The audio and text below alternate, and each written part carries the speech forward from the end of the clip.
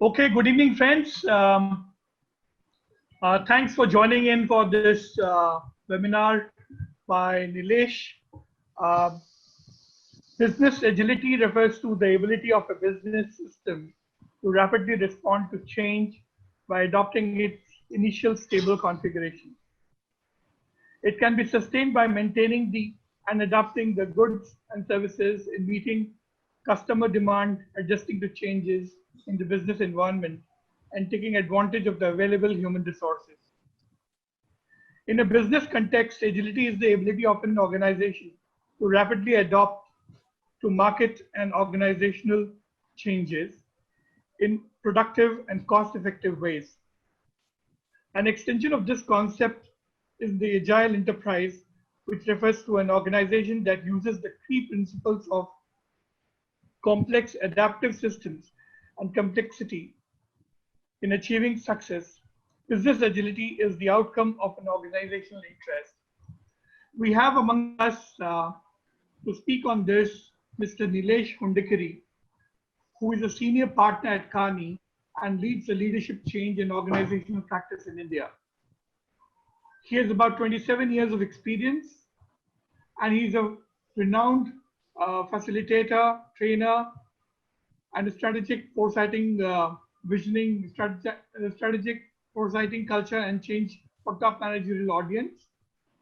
He holds an MBA from IIM Calcutta and a mechanical engineering degree from NIIT Nagpur. And he is an ardent fan of Hindustani classical music and a big audiophile, and loves to sing and lives with his wife and 3 children in Mumbai. Welcome, Nilesh.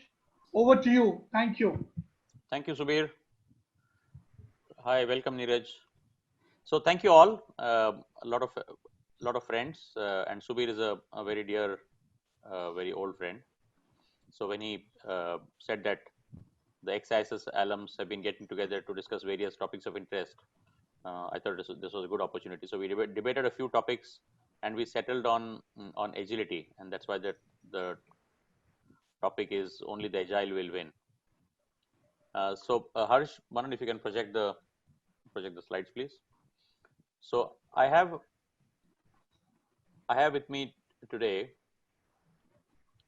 a couple of my colleagues, Praveen Devanathan, Senior Principal, and Manan Shah. The three of us have been doing a lot of work in agility the last few years, particularly in India. We also do a lot of work globally, but this team focuses on agility within India. Subir gave a definition of agility, which is the right definition. But as you can understand, with many other management jargons, this is a word that is used quite often but understood very little.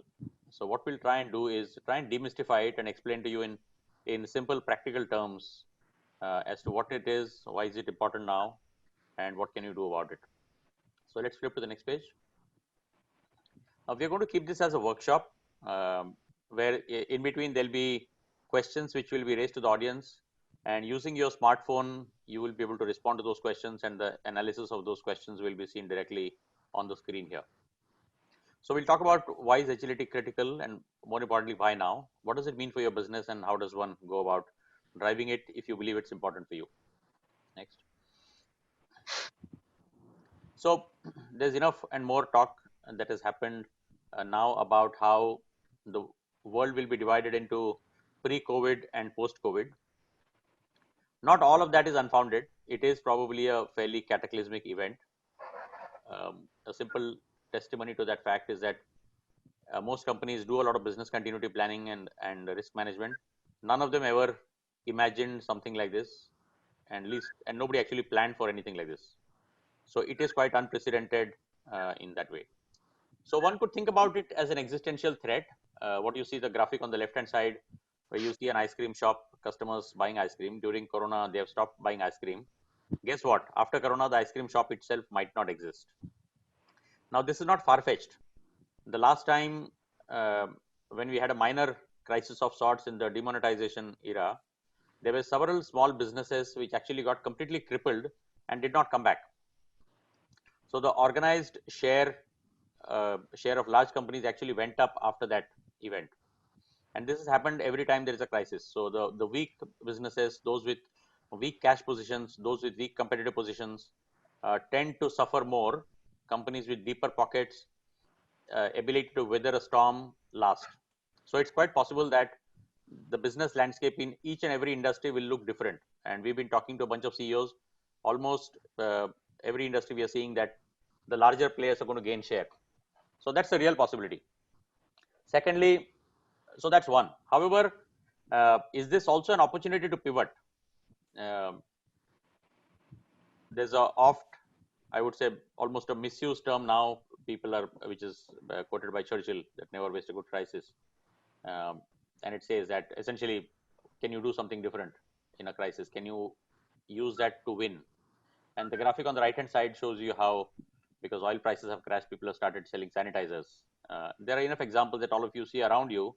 Companies have started making masks, they've started making sanitizers, and making good of taking an opportunity and converting it into taking advantage of that. Just move to the next.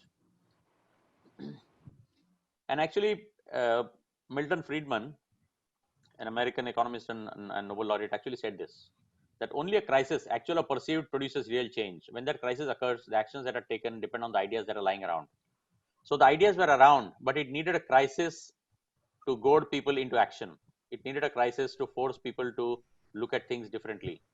And he says that, I believe, is a basic function, to develop alternatives to existing policies, to keep them alive and available until the ignore the word political, until the impossible becomes the inevitable. And as you think about your own companies, you will find that what was considered impossible some time ago has now become possible. All of us are working from home and nobody is missing it. People have not gone to their offices for several days and there is no problem. We had done a seminar with heads of manufacturing, and one of the heads of manufacturing of a large chemical company said, we thought manufacturing means you have to be on the shop floor. He says, I'm not gone there for 60 days. Life is going on. Companies have always thought that they need office space, and now they realize that actually you don't need a lot of office space. So a crisis can change perspectives dramatically. Move on. Now, if you think about this, these are not theoretical examples. In the last 60 days, when many companies have actually not done anything different, there are a bunch of companies that have actually done things very differently. Example one, company called Marico. I imagine many of you would know it. The company makes hair oil, Parachute hair oil, and many other personal care products. This company has forayed into vegetable and fruit hygiene segment. They were not in this business at all. They were into personal care. So they have created a product which will help you wash fruits and vegetables and clean them of any viruses or bacteria, because there is a heightened scare about cleanliness now. And fruits and vegetables can be potential carriers of the virus. Zomato, which actually started with rating restaurants and providing reservations to that, they went on to food delivery. And in this crisis, they have now ventured into grocery, because they have a bunch of people who are in any case collecting food and going from one place to the other place. That food ordering has stopped, but instead groceries are going on.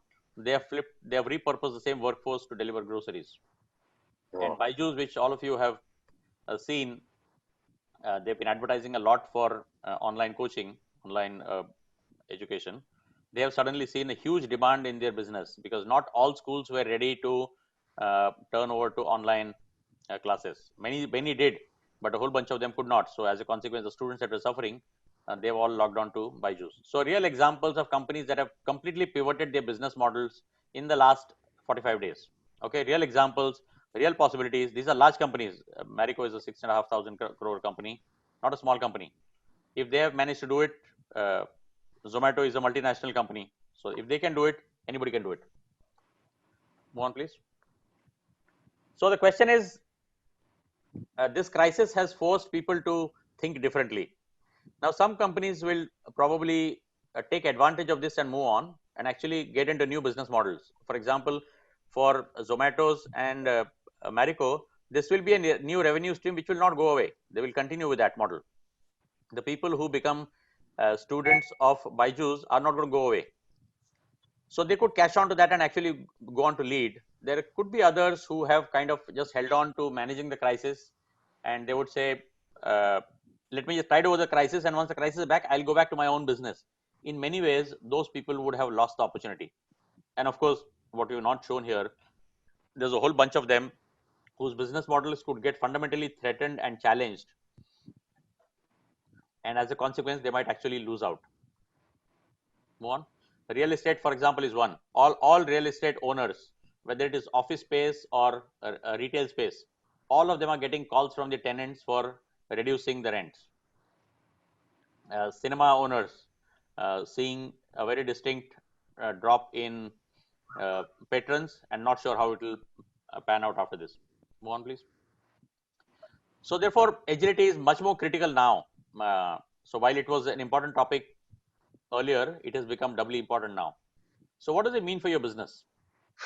Move on. So let's go to, let's use a poll.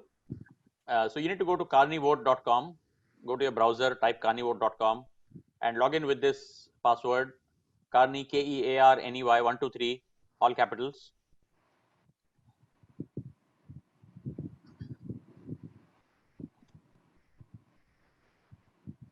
This will allow you to vote on the next set of questions. Go to the next page.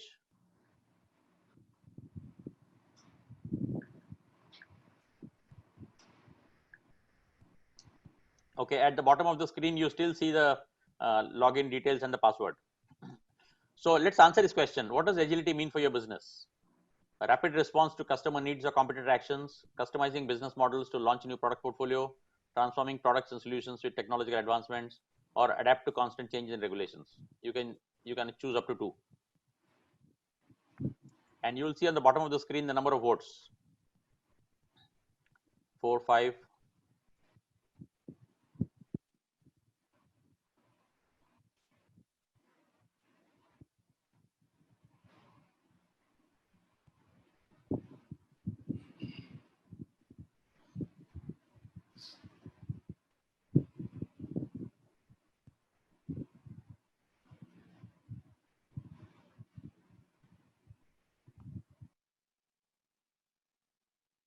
And the password is KEARNEY123. It's at the bottom of the slide. All capitals, KEARNEY123. Okay, we can show the results.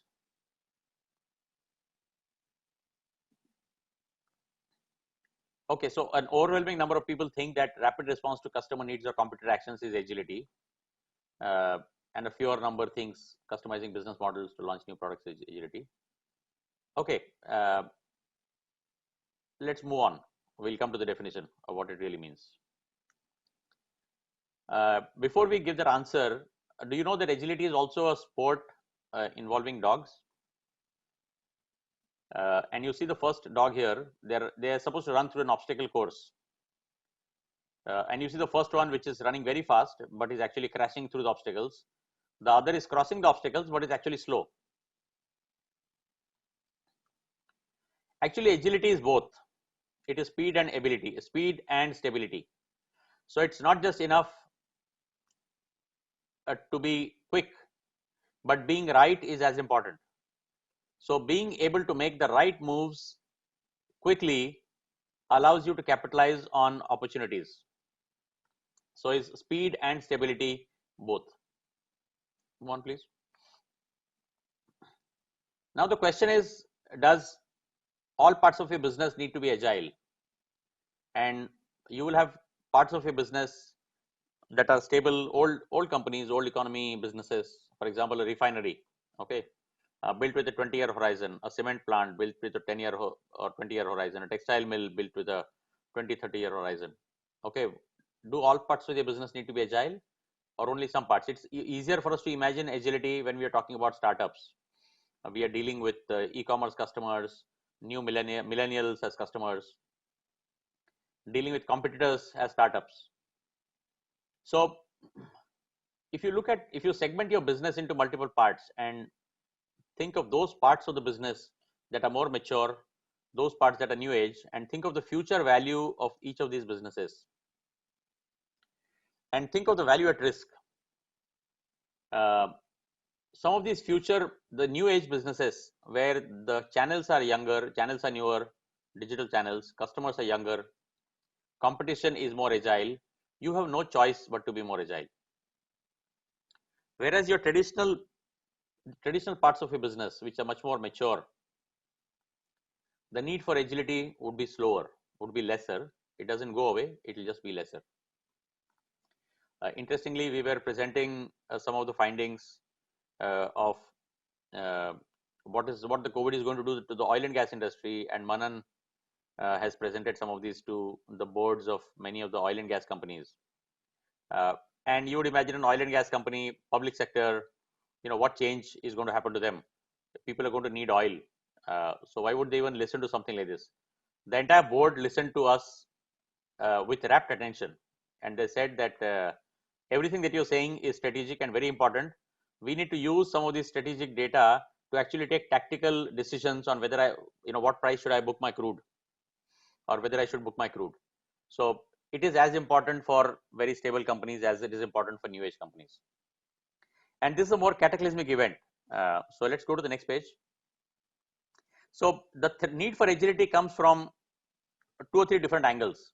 It comes from the market, where dynamic demand of consumers, fickle preferences of consumers means that companies need to be agile. So companies in the consumer industries, for example, in apparel, food, beverages. So in a beverage industry, in the summer, there is a spike in the need for beverages. Suddenly, if the temperatures go up, you'll find demand spikes. The moment rains fall, demand drops. Okay, it's as dynamic as that. Or because of fashion, you'll find the demand goes up and demand goes down simply because of fashion trends. That's more relevant for consumer companies. Then there are technological driven innovations, and we know all of the examples of how Nokia went out of business or significantly lost market share, not went out of business, significantly lost market share. How BlackBerry significantly lost market share because of technological revolutions. Because here technologies can completely change the nature of the demand and the industry economics.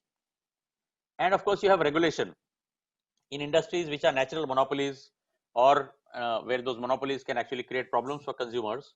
Access to resources can change the fortunes of companies, and it can change the fundamental economics. So there you need to be very agile when it comes to regulation. Now these apply to some companies. So for example, a company that manufactures food oriented regulation, for example, what Maggie faced, something like that can impact them a lot more. But regulation might impact them a lot more, but technology might impact them a lot less, and regulation also impacts them once in a while. But cataclysmic events like the COVID actually impacts almost all companies in a significant way. The impact might be somewhat less or somewhat more, but these are events that disrupt the entire ecosystem. So a COVID kind of crisis has shrunk the demand. Because of the shrinking of the demand, oil prices have fallen. Because of shrinkage of demand, falling in oil prices, you see stock markets crashing across the world. Okay, and all of these, of course, have issues on unemployment, and unemployment further reduces demand. So it can actually get into a vicious downward spiral. Events like this. So this impacts all kinds of companies. Go on. So that's where the need for agility comes, and that's how what agility means for your business. And maybe some of this will resonate. We should think about how it impacts your own company. But let's more talk about how to drive agility in your own business. Now here we'll try to demystify it. So we have taken a very practical approach to agility. Actually, agility in a business is driven by all these 4 factors. So you can have the organization structure, which creates agility or the lack of it. You have the business processes, which can be configured differently. You have the governance elements of the organization, which can be agile or non-agile. And of course, the culture of the organization impacts agility as well. Now, structure, for example, how does structure impact agility? If you have a flatter structure, a company is able to respond much faster. If you have more layers between the CEO and the lowermost employee, information takes that much more time to travel. So flatter is better. If you have flexible structures organized around not around silos but more cross-functional teams, it is easier for them to cut across departmental boundaries. Otherwise, internal barriers themselves become much more leaner. You have fewer people, there'll be fewer meetings, fewer wasted time, lesser confusion. Flexible employment models. If all your resources are full time and it is harder for you to flip around. If you have a large number of flexible people, for example, in the QSR industry, companies like Domino's and McDonald's and so on, they use a lot of part-timers, and increase. Earlier, part-timers were not very common. Now we've been advising our clients as well to use more part-timers. It allows you, it converts some part of your fixed cost into variable. If you have outsourced some part of your work, it converts a fixed cost into variable. Okay. uh, it is argued, many people say that it is cheaper to do it in house. Yes, it is cheaper, uh, but maybe you are keeping those people all the time when there is no demand. If it is outsourced, per unit it might be a little bit more expensive, but when you don't need it, you just shut the tap. So those models are virtual models where physically people don't need to be together, are a lot more flexible. All of you have seen that. Easier for people to get into meetings, easier to meet each other. Finally, you also need new capabilities.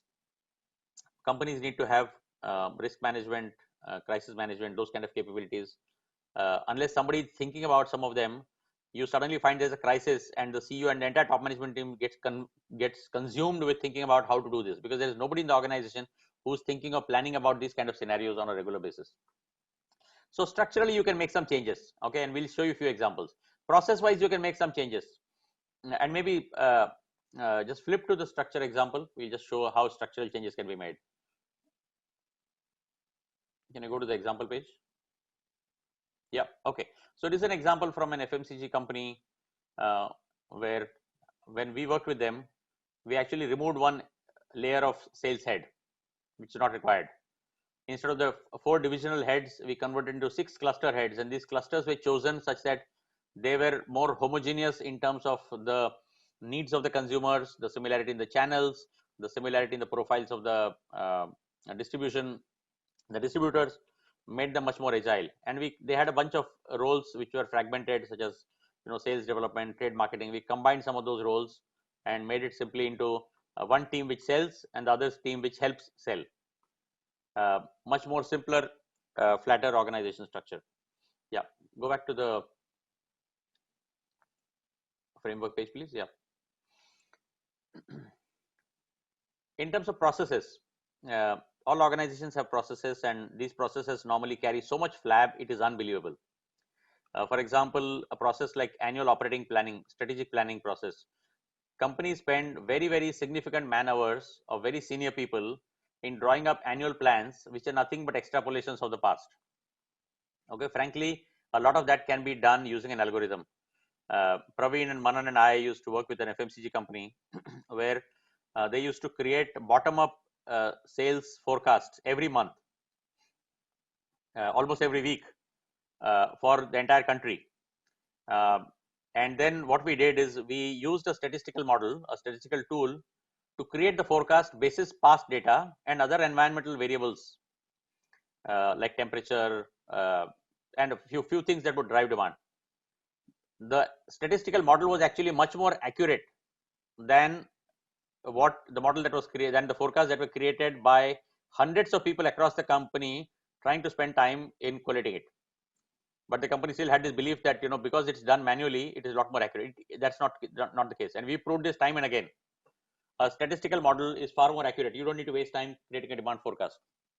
In fact, we tell companies, don't waste time trying to create forecasts. Those forecasts will always be wrong.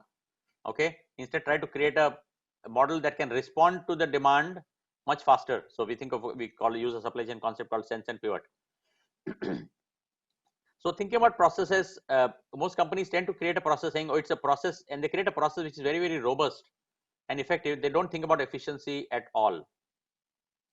So you'll create a robust process. So one of the other clients that we worked with, they had a sales and operations planning process where they had a full extra process just as an insurance. It's like you have in the government organizations. You keep everything in triplicate, and then when you ask to destroy those, you take photocopies before you destroy them. So creating layers and layers of processes as insurance actually completely not required. Another FMCG company where we are dealing with now, uh, they have in their R&D department, they have a design and delivery team. That team is actually supervising the work of another team which is doing the work, because it so happened that sometime in the past there was an issue in a product, and the promoter saw that, and the promoter really was upset. They have created a full process. Now they no longer have the issues, but the processes continue, whereas the same job could have been done by the people online. So not incorporating best in class practices in your process. Somebody else somewhere has done that process and they're doing it more efficiently. Can you find out how? Okay, as simple as that.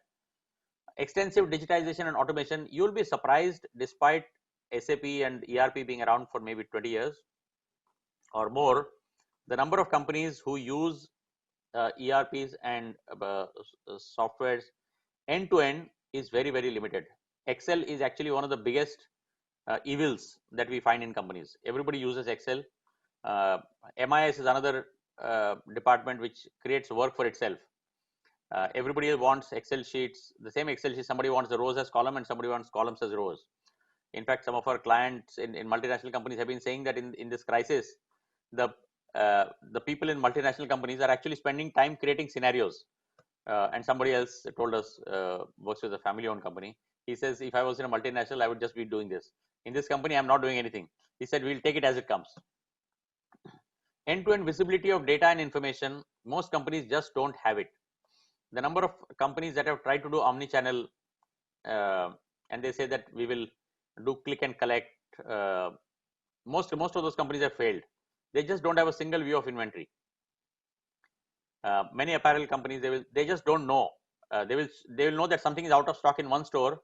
They are not able to tell the customer that this particular shirt or a product is available in another store elsewhere, and you can actually get it shipped there. And by the way, this company called Manyavar has actually done it. Where if you go to a Manyavar store and you find that a kurta that you want is not available, they'll be able to tell you which other store it is available. And while all their stores are franchised, they have created a system where one franchisee will send the kurta to another franchisee. Most other companies actually struggle with doing it, because they need to take the kurta back to the company, they need to reverse the transaction, then the company needs to send the kurta back to the other franchisee, by which time the customer would have gone to the next store and bought something else. So that is agility in action for you in use due to process and digitization. Similarly, in governance, the number of companies that we found where decision making is sequential is not funny. Praveen and I were working with a company where interesting marketing example, where the junior most brand manager would give a brief to the marketing agency, advertising agency. The agency would work on that and come back with something. Then they would go to the category manager to show the output. The category manager would change the brief. Okay, then the agency would go and come back and create again. Then with this product, with this confidence, they would go to the head of marketing. The head of marketing would change the brief again, and then they would go and come back. So for several months, they would just keep iterating on the brief. We told them, saying, listen, no brief goes out until the head of marketing has signed it off, because this is a place where empowerment is actually bad. You empower the junior most person to create work, allowed to create work, when the senior most person has a veto power. This is not empowerment. The true empowerment is if the brand manager gives a brief, then nobody else overturns it. So we said, instead of that, all of you sit in one room, you create the brief, only then it goes out. Saved precious man hours and time. Their ability to therefore create a television campaign has come down a lot more because of simple things like this. Secondly, we would ask them to they would take decisions sequentially. We asked all of them, saying, block a time in a month where every 15 days, where all decisions pertaining to marketing will be taken in that 1 hour. And irrespective of, and people would not do this because they say people are traveling. And we said, what has that got to do with physical location? Now they're all doing it in any case. So it's a block of time, people dial in from wherever they are. You take all decisions during that 2-hour window. It has speeded up decision making time, and it has reduced a lot of waste that they had in other parts of during the rest of the week. So parallel, not sequential. People giving inputs parallelly is much better. Similarly, thinking of minimum viable prototypes, MVP. You try to perfect the product so much that by the time you get it out, the opportunity is gone. So put it out. You'll make mistakes. Learn, fail fast. So that's the approach that we recommend in governance. And finally, in terms of culture, unless your senior managers show agility, people lower down the line are not going to be agile. Unless your incentives are tied to moving fast, if your incentives are saying don't make mistakes, people are not going to try. If you incentivize them to try and fail, because only when you fail do you learn, because in a situation where nobody has any answers, there is no point in trying to perfect it. In fact, one of the approaches that we've been doing in this COVID crisis is we've been getting all our clients together on webinars like this, where we start by telling them, any consultant who tells you that they have the answers to this is lying, because a crisis like this has not happened earlier. Okay, and if it happened in 1980, none of us were alive then. So nobody has any answers to this. The best way to create the answers is to put our best thoughts together and put our best heads together. So learning from each other is the best way to create answers. Even in terms of people profile, if you hire people who are inherently more agile, and you'll find that the millennials and the younger generation is far more agile in terms of their thinking as well. So if you have a good healthy mix of people with a higher agility quotient, you'll find it becomes easier for you. So one approach is to go into, think of each of these parts of the organization and say, oh, my structure, what are the issues?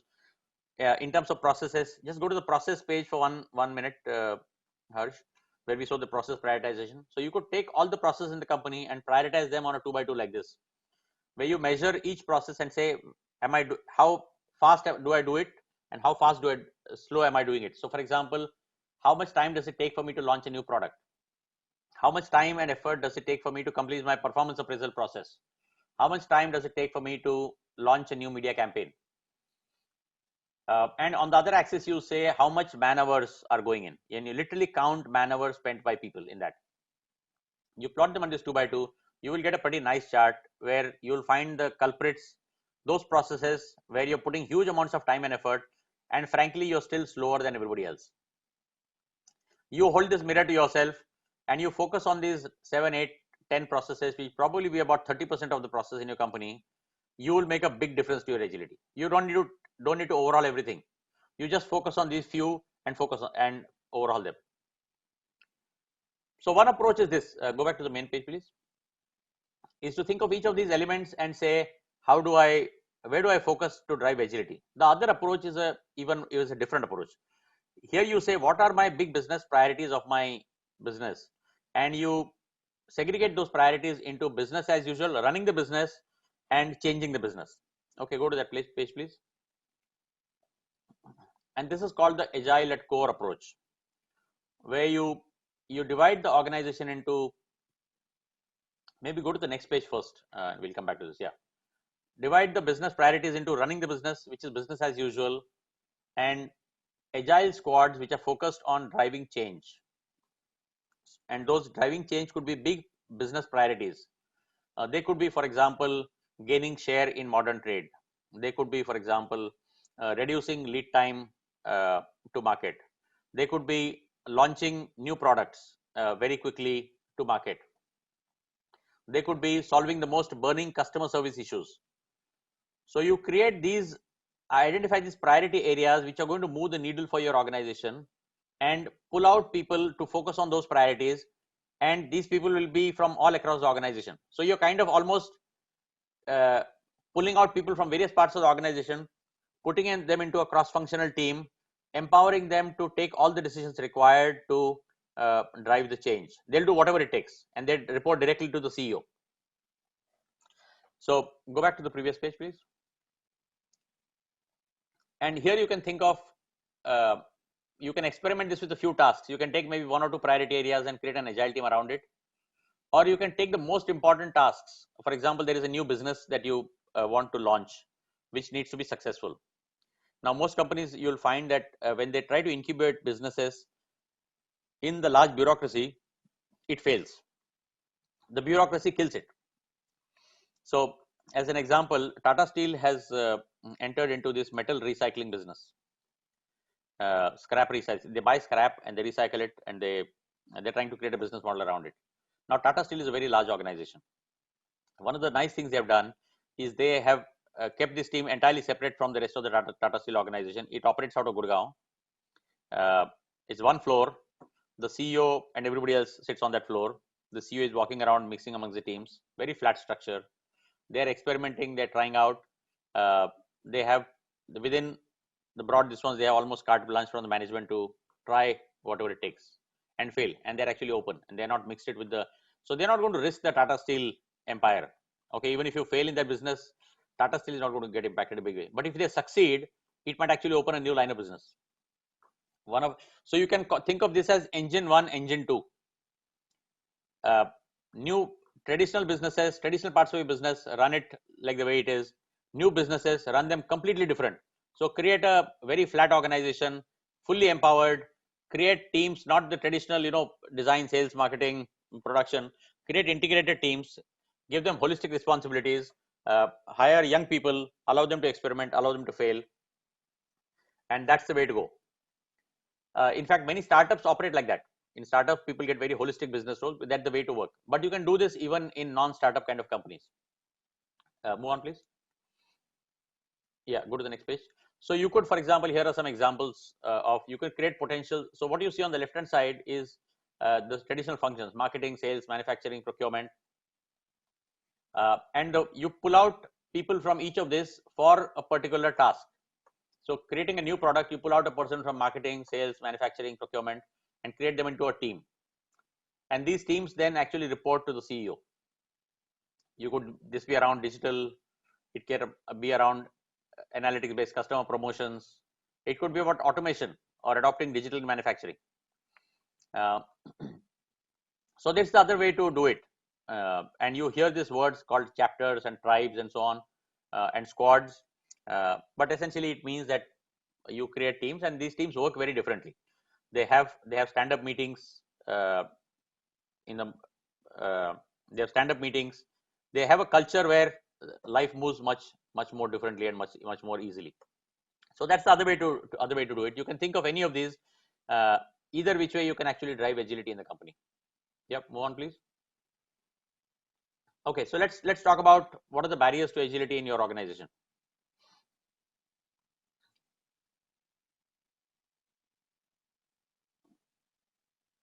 Open your phones, go to carnivote.com and start voting. Is it bureaucracy leading to slow decision making? Is it a one size fits all? Is it suboptimal cross-functional integration?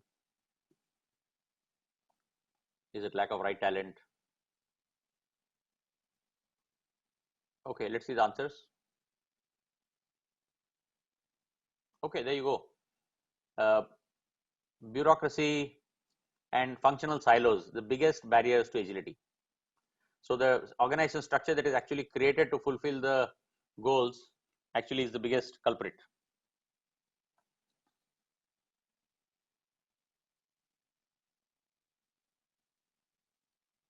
Okay, do we want to take a few other poll questions? So is it also what you have seen in other places? Yes, absolutely. These are what we have seen in other places, though, is the one size fits all model. So you create a model for running a stable business. You cannot apply the same model to a business which is a fledgling part of the business. That is also a big problem elsewhere. Okay, so which functions in your organization need to be the most agile? Okay, pretty much a large number of people have voted actually. Yep, let's see the answers.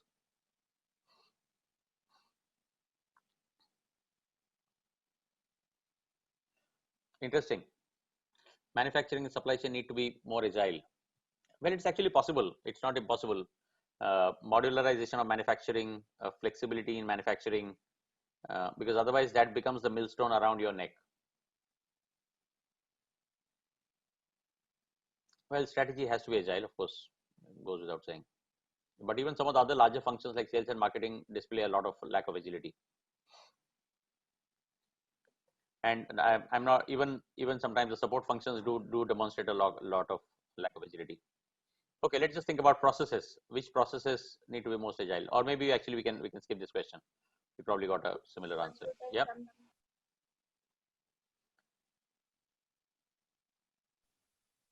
Yep. Okay, so good. So I think we, with that, we come to the end of the formal presentation. So as we get into the question answer session, I'd like you to reflect upon a few things. Think of your own company and ask the question, do we have a choice not to be agile? If you think the answer is yes, okay, then you frankly, you don't need to worry about it. And there could be, interestingly, even the governments have started to become agile. So I don't know where do you have an option of not being agile. Second, to think about where do you need to be, where does agility matter most in my business, somewhere or everywhere. If it is somewhere, then you can think of a agile squads in those part of the business. If it's required everywhere, then you need to pretty much think about uh, a more, you need to think of a very comprehensive agile transformation. Question, if you knew it and you needed to be agile, what is preventing you from taking the first step? Do you need a crisis?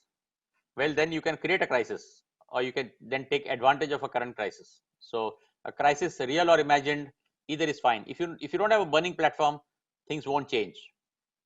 And finally, do you take the modular approach of thinking about structures, processes, governance, or you think of the agile at core approach where you think of business priorities and go down that path? So thank you. That's what I had to present. Happy to take questions.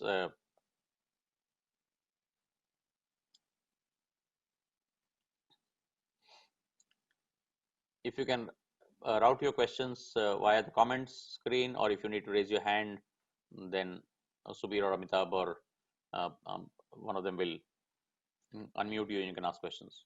So whatever way works. So, thank you, Nilesh, for a wonderful session and a wonderful talk. And I really liked your part about, the sales forecasting.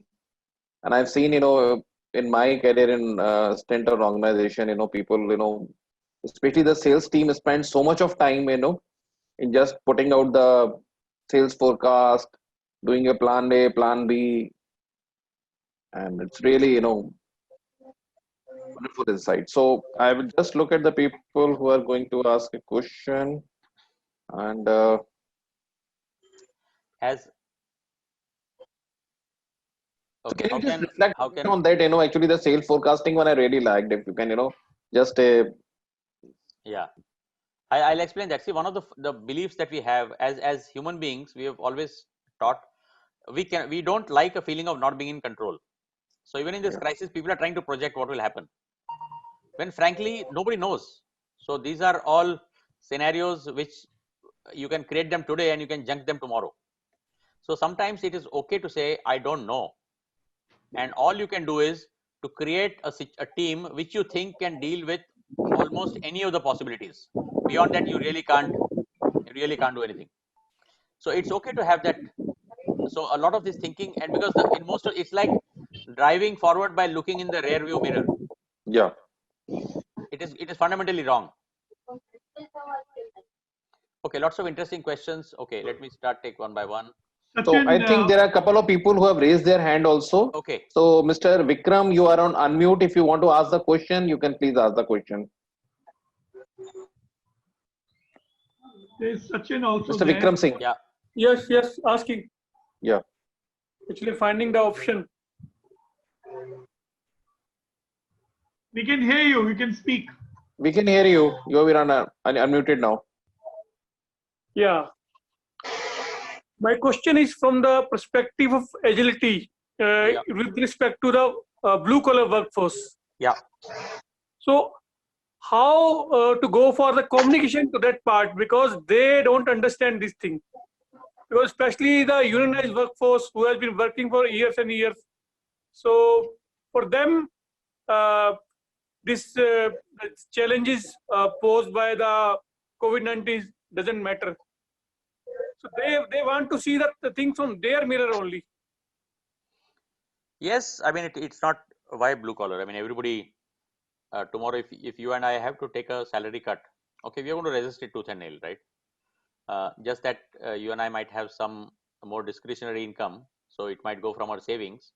For some of them, they don't have enough savings to even last for a couple of months. So uh, it is understandable, but it's a function of. I mean, if you explain the business situation to them, even they get a sense. They know.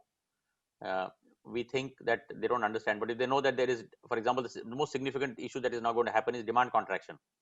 There is going to be no demand, okay, in several industries. And as Sachin also raised this question, travel, hospitality, there is no demand. What do? There is only so much you can pivot. You have no option but to rationalize your capacity.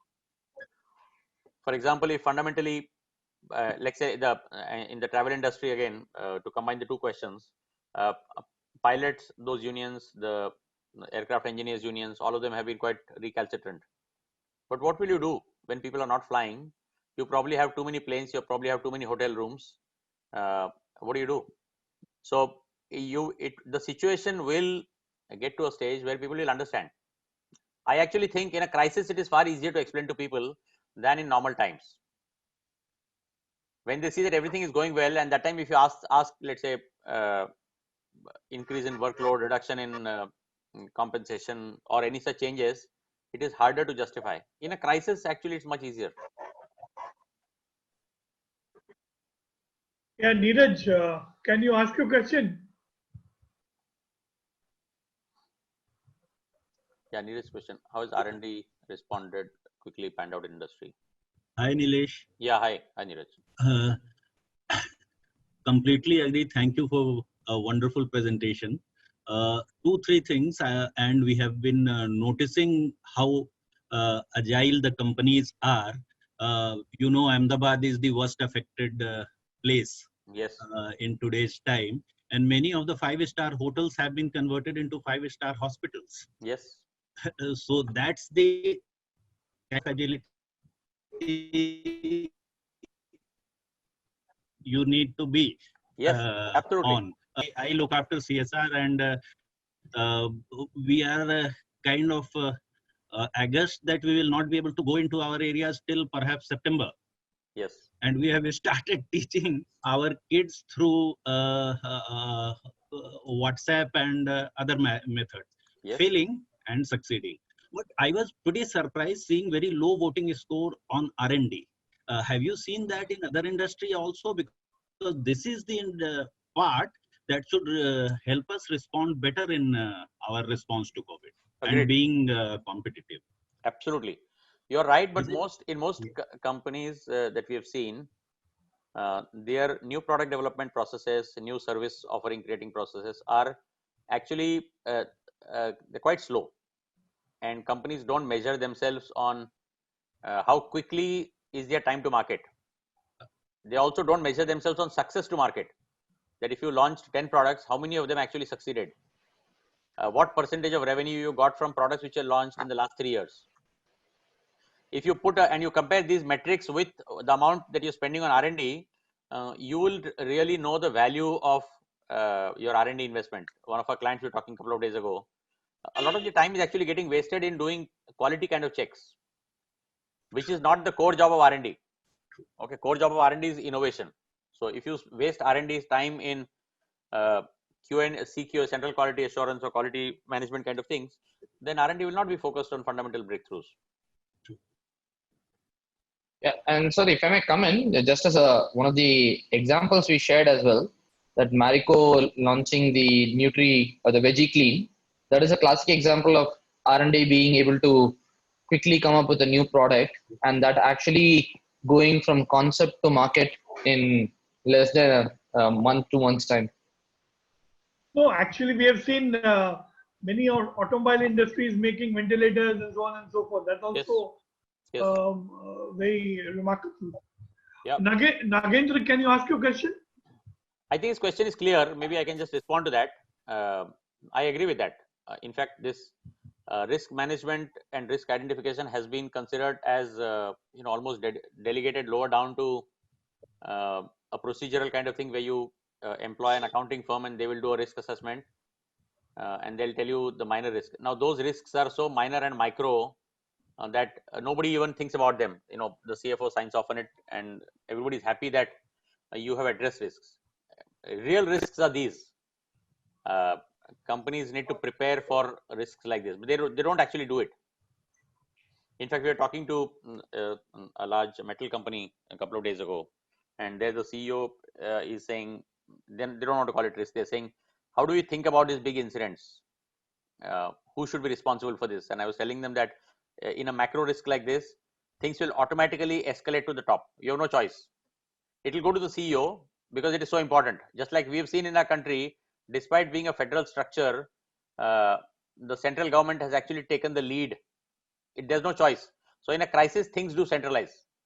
So this kind of risk identification, it has to be a key part of the CEO's office. It can be part of the strategy of cell, where they need to periodically think of scenarios and create. You do war games. I know. I'm sure some of you know that. When you do these war games, you simulate these kind of things. And what if a war happens? What will you actually do?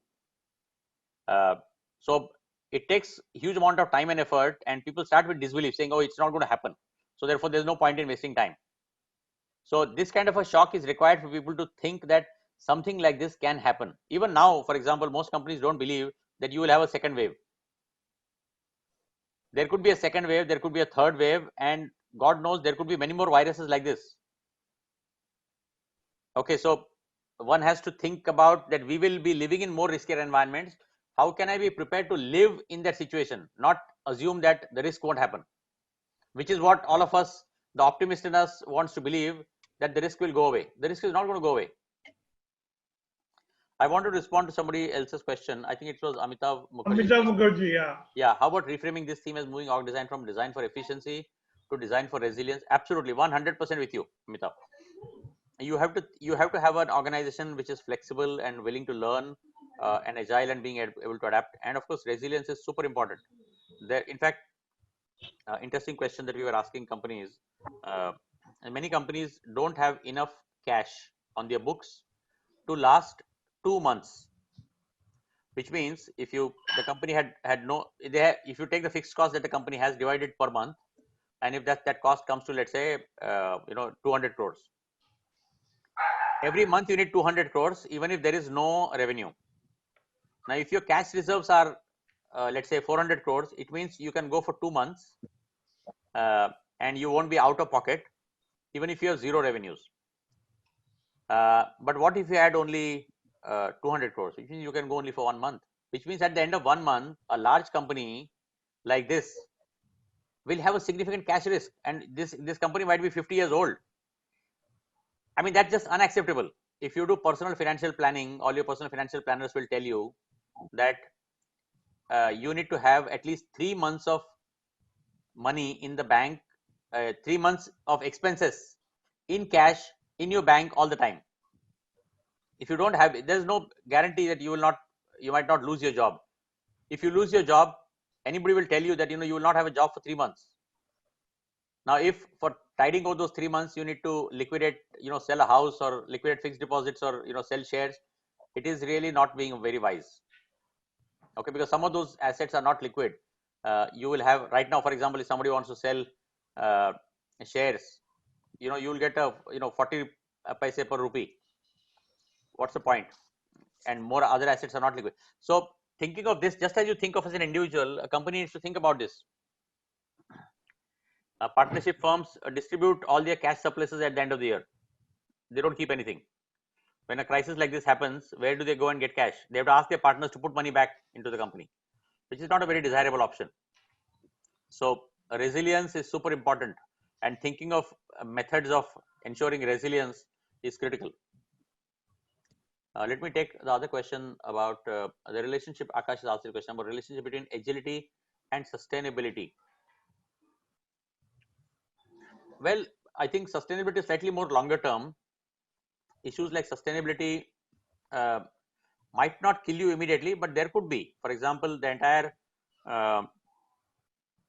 plastics industry, which uses plastic bottles and plastic bags and plastic cups and so on, have suffered immensely when Bombay said that there will be no plastics.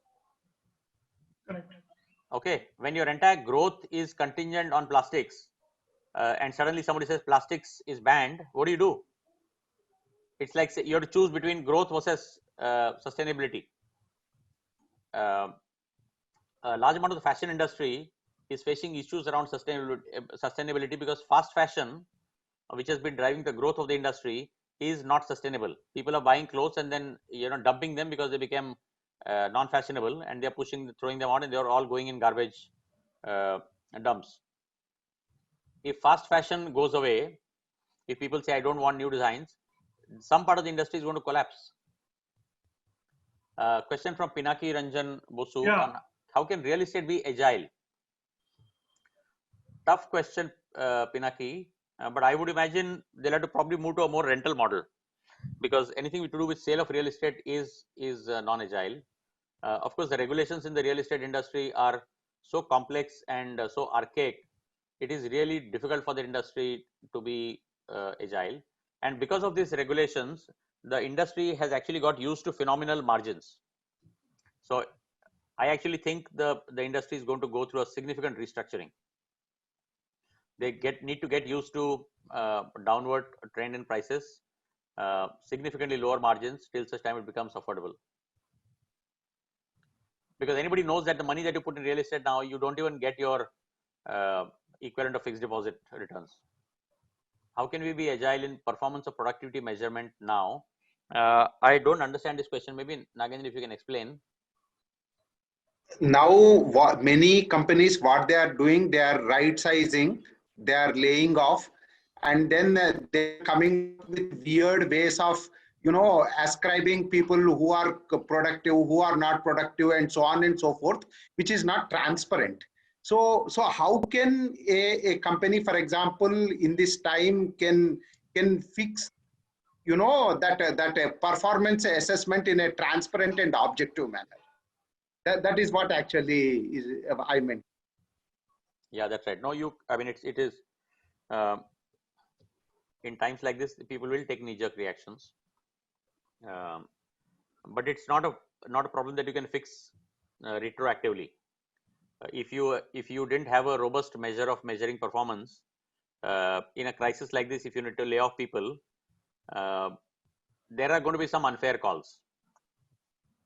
Okay, so it's not an easy thing. If you believe your performance management system is completely broken and is not going to be good enough to tell you who to retain and who to let go, then you probably need to create a separate evaluation system based on a set of parameters and create an objective measurement process to put people through that lens. Yes. Okay, I mean that's the best possible solution that you can do. Yeah. Thank you, Nilesh. Yeah, Kalpesh, question is on digitization automation. Yes, of course it is there, but how to manage without? So a lot of digitization actually is now available on a pay-per-use basis. I'll give you a very simple example. For complex project management, people tend to think of that you need to invest in big solutions, but we've actually used a tool called Zoho. That license is some 650 rupees per person, for a company, and you can do project management of any kind of projects, from large projects to small projects. It's connected to WhatsApp, very agile. It sits on your phone. It is very light, no capex required. So you're right, people won't have capex for big IT investments, so go for pay-per-use kind of models and you'll find plenty of them. Great, Nilesh. Great. Last question, employee behavior is going to be reshaped. Well, employee behavior, 2-3 changes we expect will happen. Employees, so there is a concept called learning agility. Same thing applied to individuals. How can you learn fast? So just as organizations need to learn, organizations, some of the individuals need to learn. So if individuals cannot change their habits quickly and they cannot learn fast, then you're doomed. So it is going to be the survival of the fittest is in a way the survival of the most agile. If you are able to adapt, learn new things, learn new skills. In fact, the way careers are now going to happen, most people don't want to live in the same company for 30-40 years. If you ask a Manan or a Harsh, they don't plan to be the same company for 30-40 years. They'll probably think of 3 different careers. And so in a 30-40 year career, you can think a lifetime, you can think of 3 distinct careers. Every 10-15 years, you can completely reinvent yourself. The environment offers you that opportunity, and there are enough examples of individuals who are actually doing it. So it is real and it's happening, but which means that every time you need to do that, you probably need to take a break. I have not taken a sabbatical in my 27 years of career, but many people in our firm probably take a sabbatical every 3-4 years. They take a sabbatical to think, reflect, learn, and change tracks. And if you work for 3 years and you take a 6-month break, it's not that bad. Somebody was telling me that he actually had knew a person who's actually been taking this, works for 6-7 years, takes a sabbatical, completely changes jobs after that. So the stigma associated with changing jobs, moving jobs is not there. There is no pride in lifetime employment anymore. So the new employees actually think about it differently. They think about jobs, they think about value addition, they don't think about careers. Nilesh, I'll just add to this. I mean, there's a very important issue on the nature of employment and the behavior of employee. There's a report which says in the next 20 years, 80% of the jobs we have will no longer continue to exist. Yeah. And now whether an employee is going to adopt or not, the reality is you will have to. And what this kind of crisis do is it almost fast tracks some of those changes, which makes it almost inevitable for employees to start showing that transition to adopt or perish. Well said. Well said. In fact, you'll be surprised. We are working with a large retailer, and we found that they had too many people in their stores because the demand was evenings and weekends, but they had all permanent people throughout the day. They were sitting doing nothing. So we said, why can't we match the manpower to your footfalls? And we did a modeling and told them that you need instead of 3 full-time people in the store, you probably need 1 full-time person and 2 part-time people, one who comes in the evening and one who comes on weekends and stuff like that. They said, oh, that's fine, but now what do we do with the people that we have? We can't sack these people and get part-time people. So we just said, ask all our people whether they want to go part-time. That we'll pay you 60% of the salary for 50% of the time. And everybody took that opportunity. A whole host of them said, thank you. I am happy to get back 50% of my time. I'm going to use it to learn, do something else, do my hobbies, do some other job. Many women said, I'm happy, I can spend the time at home. Earlier, I never had an option of working part-time. So I had no option but to work full-time. I don't need the money. Enough people are willing to trade off money for work-life balance, for learning opportunities, and for just enjoying themselves. So you can try that. So a lot of companies, you moving to flexible models is happening. It is real, it's happening. So if you have a gig economy, part-time workforce, for example, MIS kind of work, accounts reconciliation kind of work. Many finance professionals have a fair amount of work towards the last week of the month. Their workload is, they don't have enough work during the first, second weeks. You can actually balance the work. You can have people coming in to work towards the latter part of the month, and maybe they take off during the earlier parts of the month. So you can manage manpower demand and manpower supply in a flexible manner, do part-time people working from home, all models, anything that you can imagine is possible. We don't need to have the fixed employee, full-time employee, working on-site model. Yeah, Nilesh, thank you. Agility is the call of the day. And now, surprisingly, we see government also being very agile. Especially, I have read UP government and MP government have changed the labor laws for being agile and welcoming new investors and so on and so forth. So thank you. And I would request Professor Amar to propose a vote of thanks and close. Yeah, thank you, Subir. Thank you, Nilesh. It's really a matter of pleasure for me to hear from Nilesh.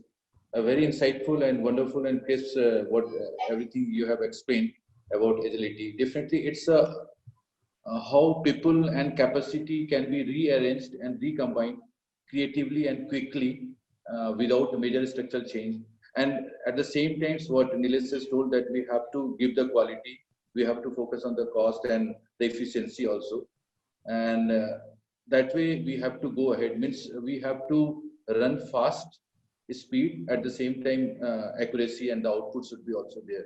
So this is what the real challenge in front of us, and Nilesh has explained in all the divisions, all the process, that how things can be made agile. Definitely the teams, the squads, or can be converted, and we can. I remember Wipro has sometimes 29 committees who are reporting to the CEO.